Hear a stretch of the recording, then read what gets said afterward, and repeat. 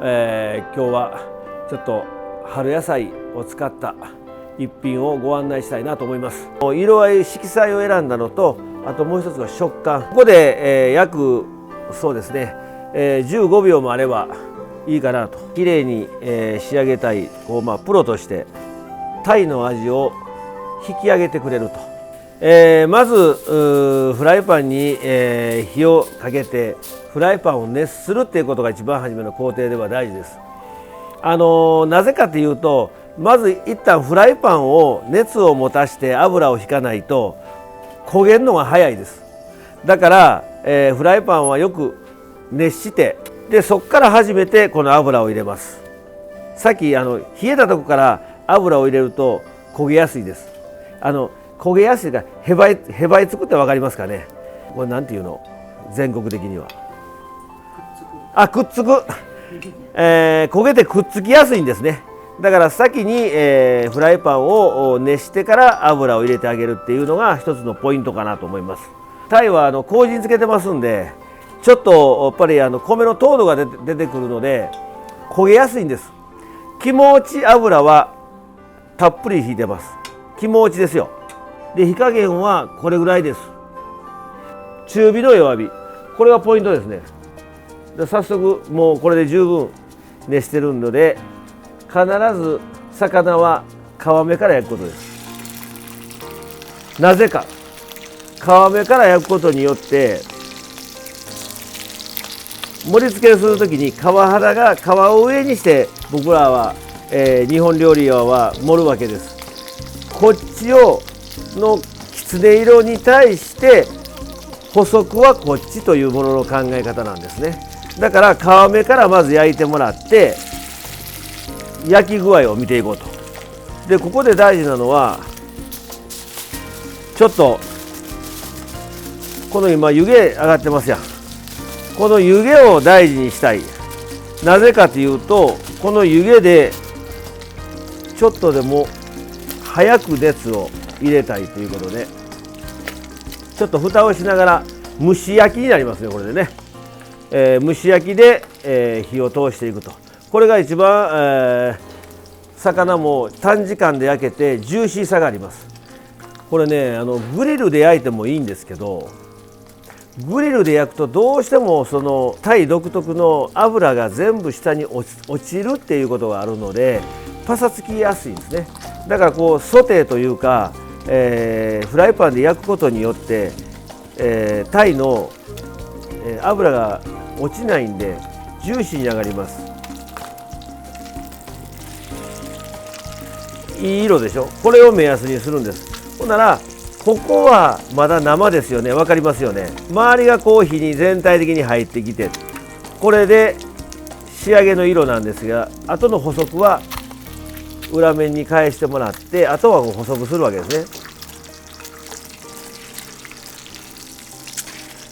ね。で僕も料理教室とかよく行くんですけども、どうなったら火入ってるのっていうのをよく聞かれます。何分焼いたらええの、何分、炊いたらいいのとかいろんなこと聞かれるんですけども、もうこれ時間っていうかその分じゃないんですね。ある程度のことは言えるんですが、まず魚はこういうふうな料理は火を通しすぎないことです。中は半生でも余熱でどんどん入りますから、だからもうここで火を完全に入れてしまおうっていうものの考え方じゃなくって、約8割から9割まで火入れたら十分余熱で入ってくれます。プロと、アマチュアの違いっていうのはそこにあるんですね。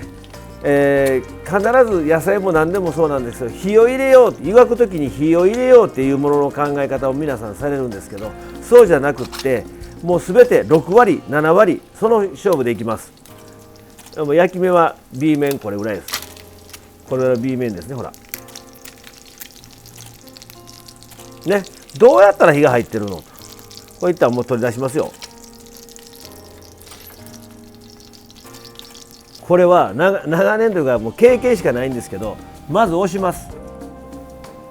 押して弾力性があるんです。生やったらなんかこうジュクンとしたような感じですね。じゃあここでどんだけ火が通ってるか見た方が早いと思いますね。ちゃんと火が通ってますよね。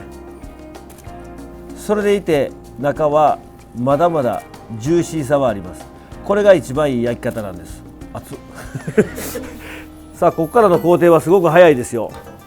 今日は春野菜あんということで、もう合わせ地にしてます。だし汁にだし汁 500cc 入ってます。薄口醤油 10cc。 これ濃い口はやめましょう。薄口の方がやっぱり見栄えがすごく綺麗です。塩少々、まあ約今回は 1g を入れました。で、みりんを 10g ということで煮えたぎってますね。まずたけのこから入れます。なんでやねん。たけのこはやっぱり湯がいててもやっぱり食感が硬いので先に入れます。その次に何入れましょうと。その次一番生のうるいを入れます。ふきですね。ふきは一応下処理で湯がいてはいますけどやっぱりまだ半生なのでこれを先入れます。さて最後菜の花ですね。菜の花入れたらもうこんな余熱ですぐ火が入りますから炊きすぎないということがポイントなんです。いいですか。これ入れます。入れましたね。もうこれでもう火が入りかけてるんで全体的にここでくずで止めたいんですね。今日はまあ片栗粉でいくわけですけども今くつくつ炊いてますよね。沸騰してるわけです。ここで皆さん失敗しはんのはここに片栗粉入れて熱いから熱いと思ってダーッと入ってしまって要するにこう、ダマダマができると。一旦火止めたらいいです。火止めます。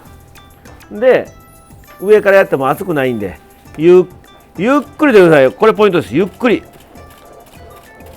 で一旦ここで止めます。そしたらもうちょっとここで追います。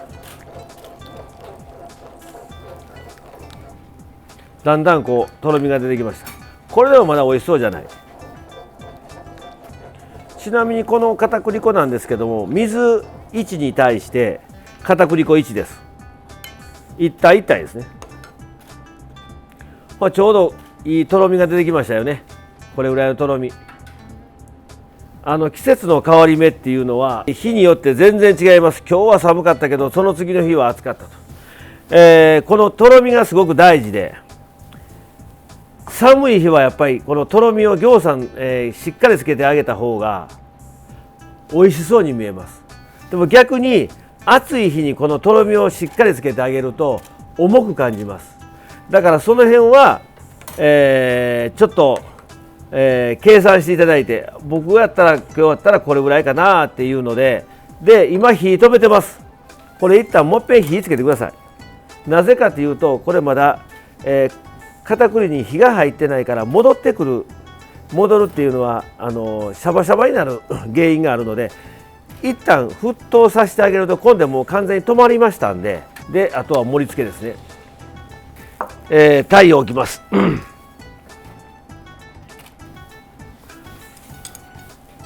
でここに春野菜あんたっぷりということで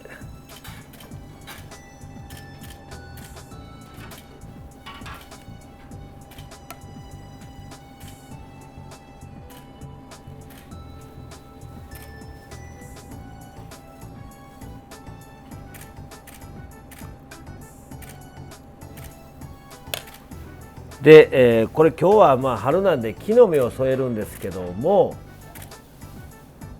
梅雨生姜を絞っていただいてもすごく美味しいと思います。桜鯛の塩麹漬け、春野菜たっぷりということで今日は、春のあったかくてお酒のあてになって美味しい料理を一品今日はご案内しました。よろしくお願いします。結構日本料理だとくず使われるじゃないですか、はい、で家庭だと片栗粉使われるんですけど、その大きな違いっていうのは何になります？くず粉はすごく原材料が違うわけですね。くずはなかなか戻りにくいで片栗粉は戻りやすい。ここは大きな違いと、くず豆腐、例えばごま豆腐は片栗粉ではできないんですね。力がないんで、くずじゃないと。でもくずってぶっちゃけ言いますけど、安いくずは使わん方がいい。臭いです。洗ってないんであんまり。上質になってくるともっと高くなるので、片栗粉で十分やと思います。なぜ片栗粉は早く戻るかというと、唾液なんです。スプーンでこう食べたら口の中が浮く。だからもうスプーンに唾液ついてます。これでいってしまうと唾液と片栗粉が分離してしまって戻りやすくなるんですね。くずはそういうことなかなかならないです。っていうのが特徴です。今日お出したタイ、麹漬け、焼いたものに春野菜たっぷりということで一度食べてみてください。はい、どうぞ。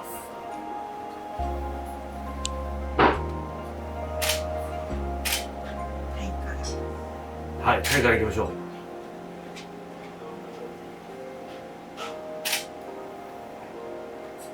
まあこれね、タイも主役なんですけど、やっぱり野菜って春は野菜も主役ですよね。すごいそう思います。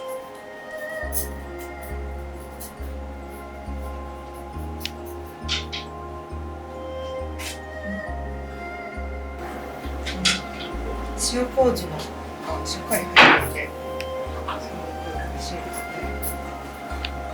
ね。でこうね、お箸で食べてもらうのもいって、またそのタイとその野菜とこのスプーンで一緒に食べてもらうのもこうマリアージュができていってかなと思いますね。はい、ぜひ。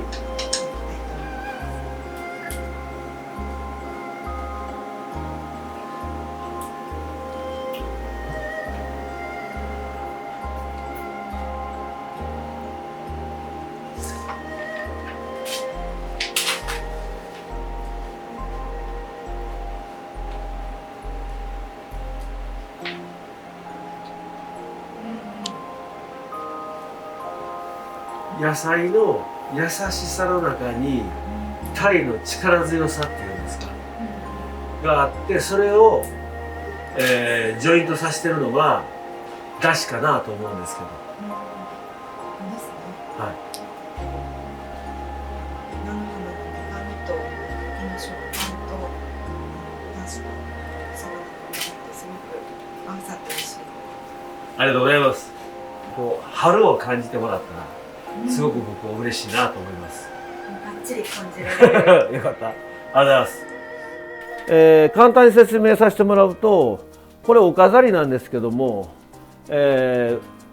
雲上流と言いまして、村岡製菓堂さんが作られてるんですけども、代々府中の造花を手掛けられてまして、もう村岡さんも80を過ぎられまして、もうこれは一生手に入らない作品になりましたけども、ここでこの代でも村岡製菓堂さんは終わられると聞いてます。これが府中で必ず1、3、5、7、9月までの5節句を作られている中の一つの3月の造花ですね。で下はおひなさんなんですけども、聞くところによるとお内裏さんは、京都の御所の方に近いところに置かれて、でおひなさんがその横に置くっていうのが、代々ずっと来たんですけども、大正時代から右明るい、色のあるものを右に置きましょうっていう、風潮になったみたいで、今回はたまたま、こちらお内裏さんは、近いのでこちらに置いたんですけども、向かって右がおひなさん、左側がお内裏さんっていう風な、置き方に変わっていったっていうのはちょっと小耳にしましたね。なんか他の地域とかですとおひなさんもずっと出しておくとなんかその今期が遅れるみたいなそうよく言われますよね。京都はちょっと1ヶ月ぐらい伸ばされるっていうのはやっぱりよく聞きますね。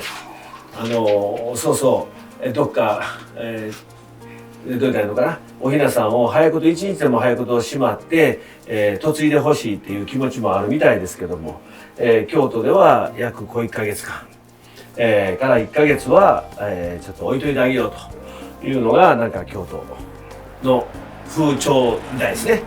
ちょっと面白いですね。そうですね。はい。はい、じゃあありがとうございます。今日お料理出させていただきましたけども、すごく気に入っていただいた方はぜひ、チャンネル登録をぜひしてください。よろしくお願いします。